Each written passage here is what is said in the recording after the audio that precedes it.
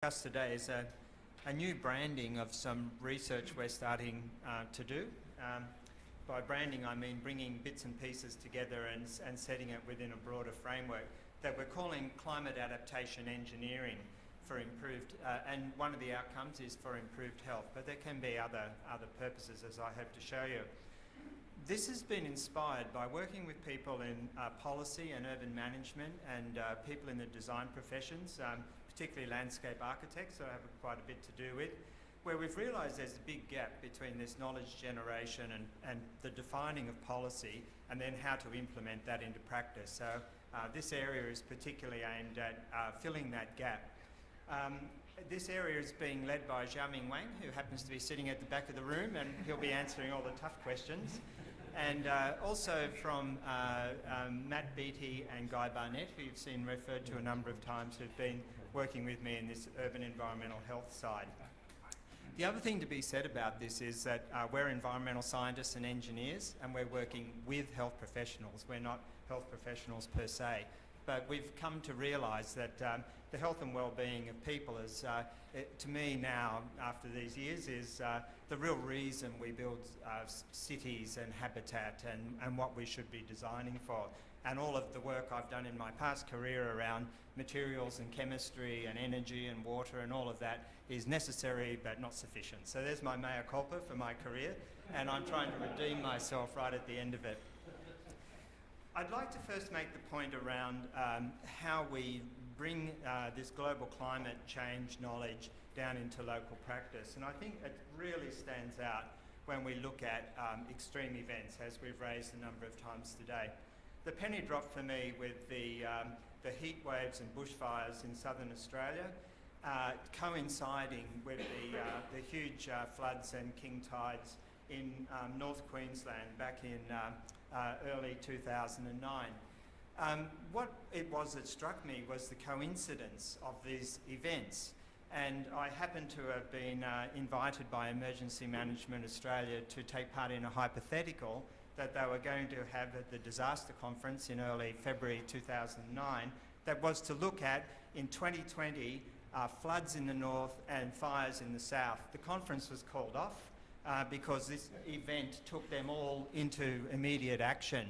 And out of that came the realisation, not great for climate scientists, but certainly for me, that what we'd seen was the climate system moving south and the monsoonal storms being pulled further down, and effectively the climate of the interior of Australia moved to Melbourne, if you like, moved into Victoria, and set up over 10 years of prolonged drought in the south were the conditions for the devastating fires and heat waves. Also, what that did was stretch the ability of the federal government and other governments, as well as the insurers, emergency management people, to meet the crisis. And so that to me was a real defining moment for starting to think about these issues. I just want to just backtrack and set a little context here. Our thinking as coming out of landscape ecology and environmental science has been very much informed by resilience thinking, probably because Brian Walker, some of whom you may know, is my former chief in CSIRO and one of the global leaders in this area. But it's this view of cities as social ecological systems, very much around the interaction between the ecological infrastructure, as I've called it here, the natural systems, the social infrastructure and the built infrastructure, and those interactions being forced by global change, whether it's markets, climate change, particular diseases or rapid urbanisation, and then the dynamics of how that all works together in these social ecological systems playing out into local consequences, in this case for health. That's been very useful, and I think it's an area that's growing. I won't beat a drum on it anymore. And then coming through to now, it's starting to deal with the reality of where we live, or where I grew up, and some of you in this room still live. And that's, in this case, the work that we're doing in Sydney, and as we'll hear a bit later with University of Western Sydney and ANU and others, in looking at various aspects of what climate adaptive built environments will look like in the future. And I think this is where I've learned from the landscape architects a sort of a design philosophy. You know, what is it that we want to achieve, and then what do we need to do to work our way there? Somewhat a different process to how we go about scientific research, but I think by connecting with that, it's been quite a powerful way of a little bit like Daryl's scenarios. You know, how do we think about the future in a more informed way and get there? The other thing too, of course, is the complexity of where we live, the historical legacies, the geographical constraints, the infrastructure constraints that are laid down 100+ years ago that very much define the interactions of the cities that we live in. And here, of course, pointing out the wonderful amenity that many people in places like Sydney and elsewhere get from living close to the beach, to the estuaries, the embayments, and to the bushland, all of which are prone and vulnerable to extreme events, bushfires in the areas fronting these national parks, and of course issues like storm surge and hail damage in the eastern suburbs of Sydney, and then to the west, more extreme heat. So coming to grips with that.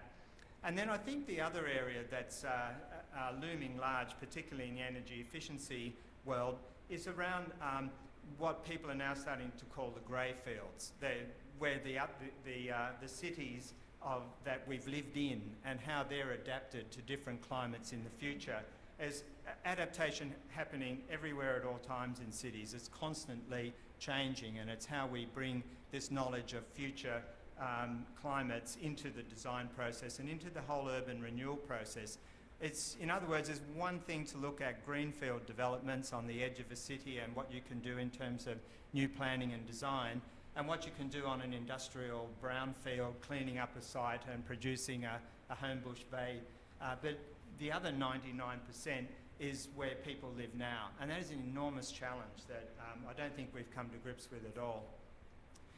What I'd like to also frame here is something I think I've been hearing during this last few days in this conference, and that is that somehow mitigation and adaptation are separate types of things and can be choices for each other, when in fact I think Martin Parry's diagram here very clearly shows it's a continuum, it's a defined space of trade-offs, and it's effectively a cost-benefit triangle, this one, if you like, where you have all mitigation at one extreme, all adaptation at the other, and this no action, which is effectively around impacts, the suffering that people and other species will experience if there is not effective mitigation and adaptation.